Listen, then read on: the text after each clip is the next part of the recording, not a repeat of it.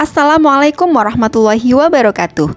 Perkenalkan, saya Indah Rohmawati, calon guru penggerak angkatan 11 dari Kabupaten Lamongan, Provinsi Jawa Timur. Dalam video ini, saya akan menjelaskan koneksi antar materi modul 2.1 pembelajaran berdiferensiasi.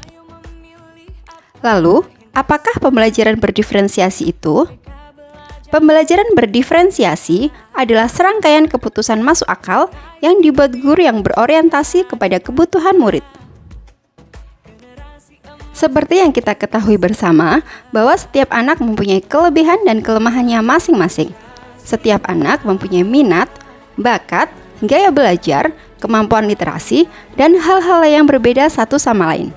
Disinilah diperlukan usaha guru untuk memenuhi kebutuhan belajar masing-masing muridnya sehingga tercipta pembelajaran yang nyaman bagi murid. Lalu, bagaimana cara untuk melakukan pembelajaran berdiferensiasi ini? Untuk dapat melakukan pembelajaran berdiferensiasi, seorang guru harus memahami tujuan pembelajaran yang dilaksanakannya. Guru harus mengerti dan merespon kebutuhan belajar murid-muridnya. Guru harus menciptakan lingkungan belajar yang mengundang murid untuk belajar. Selain itu, dia juga harus mampu melakukan manajemen kelas yang efektif dan melakukan penilaian berkelanjutan.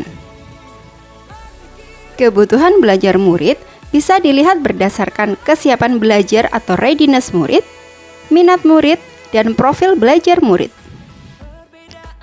Yang dimaksud dengan kesiapan belajar atau readiness murid adalah kapasitas untuk mempelajari materi, konsep, atau keterampilan baru. Di sini, guru harus menilai pengetahuan awal dan menentukan apa yang telah murid ketahui dan di mana murid berada. Sedangkan yang dimaksud dengan minat murid adalah suatu keadaan mental yang menghasilkan respon terarah kepada situasi atau objek tertentu yang menyenangkan dan memberikan kepuasan.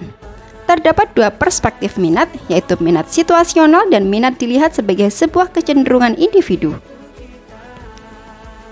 Sedangkan profil belajar murid dipengaruhi oleh lingkungan, budaya, gaya belajar, dan kecerdasan majemuk. Untuk dapat mengidentifikasi kebutuhan belajar murid, kita bisa melakukan cara-cara sebagai berikut. Yang pertama, mengamati perilaku murid.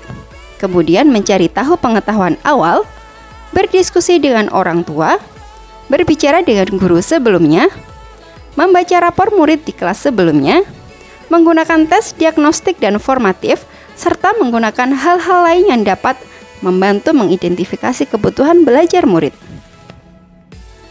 Untuk dapat melakukan pembelajaran berdiferensiasi, kita bisa melakukan dengan 3 cara pendekatan, yaitu diferensiasi konten, diferensiasi proses, dan diferensiasi produk.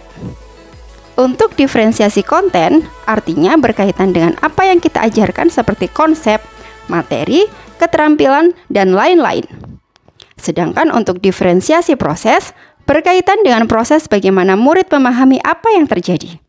Sedangkan diferensiasi produk adalah memberikan tantangan atau variasi dan kesempatan kepada murid.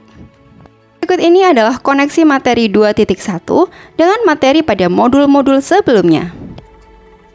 Hubungan modul 2.1 dengan modul 1.1 adalah dalam melaksanakan pembelajaran diferensiasi, guru tetap harus memenuhi kebutuhan belajar anak sesuai dengan kodrat alam dan kodrat zaman sesuai dengan filosofi Ki Hajar Dewantara. Dengan demikian, maka guru akan mampu menuntun anak untuk mendapatkan kemerdekaan yang setinggi-tingginya dan kebahagiaan yang setinggi-tingginya. Sedangkan koneksi antara modul 2.1 dan modul 1.2 dalam melaksanakan pembelajaran diferensiasi, guru harus berpihak pada murid, mandiri, kolaboratif, inovatif, dan reflektif yang merupakan nilai-nilai dari guru penggerak. Dalam kaitannya dengan modul 1.3, pembelajaran berdiferensiasi dapat menjadi salah satu strategi dalam mewujudkan visi guru penggerak. Pada kaitannya dengan modul 1.4 yaitu budaya positif, dalam pembelajaran berdiferensiasi harus ada kesepakatan belajar antara guru dan murid agar proses pembelajaran berjalan sesuai dengan nilai-nilai dalam budaya positif. Demikian video dari saya untuk koneksi materi pada modul 2.1. Terima kasih telah menyaksikan video ini. Semoga video ini bermanfaat bagi kita semua. Salam dan bahagia Bapak Ibu guru hebat. Assalamualaikum warahmatullahi wabarakatuh.